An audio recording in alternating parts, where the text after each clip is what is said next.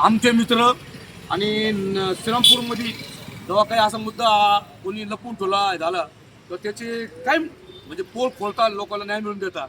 आमचे भाई जमादार यांचे मुलगे म्हणजे एक चांगलं म्हणजे यांना काय राजकारणाचं काय घेणं देणं नाही, पण सामाजिक चळवळ चांगली असते. माझं म्हणणं आहे जे वार्ड नंबर 2 मध्ये त्या ठिकाणी जो मोठे जो गटार जे टाकलेली आहे एकदम चुकीची आहे. कारण सरकार शासन काय म्हणतो, हे जो सगळी प्रॉपर्टी हे तुमची नाही, हे प्रॉपर्टी जे आहे हे सरकारचे आहे. आणि सरकारने तुम्हाला दाखवून दिलं लॉकडाऊनमध्ये तुम्हाला दुकान उघडायची म्हणल्यानंतर तुम्हाला पहिले तहसीलदारचं घेऊन यायचं काय, म्हणून तुम्ही हे विसरून जा. हे प्रॉपर्टी आमच्या बापाची, हे प्रॉपर्टी आमची आहे, हे प्रॉपर्टी सरकारची आहे, हे देशाची आहे, हे महापुरुषाची आहे, हे प्रॉपर्टी तुमच्या बापाची नाही आहे. आणि हे देशामध्ये राहणार इथले नागरिक आणि नागरिकचं करणं हे इथले मुख्य अधिकारी कलेक्टर साहेब, इकडे मंत्री, हे त्यांचं काम आहे. तर तुम्हाला आम्ही निवडून दिलेलं आहे.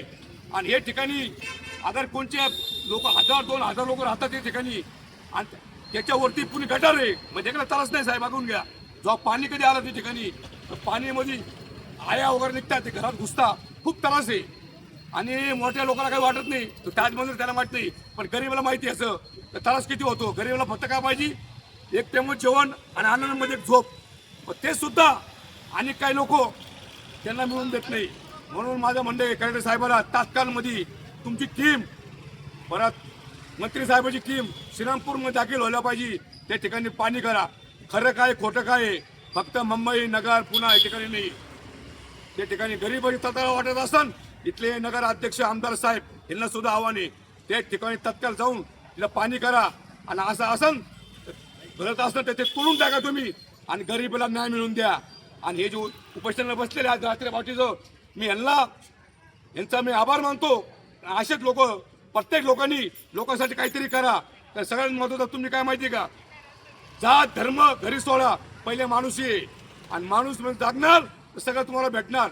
अरे प्रॉपर्टी घरी घेऊन जाणार ना, तुझ्या मौतीला कोणी नाही येणार. जय हिंद, जय महाराष्ट्र, भारत माता की जय. हम सब एक है.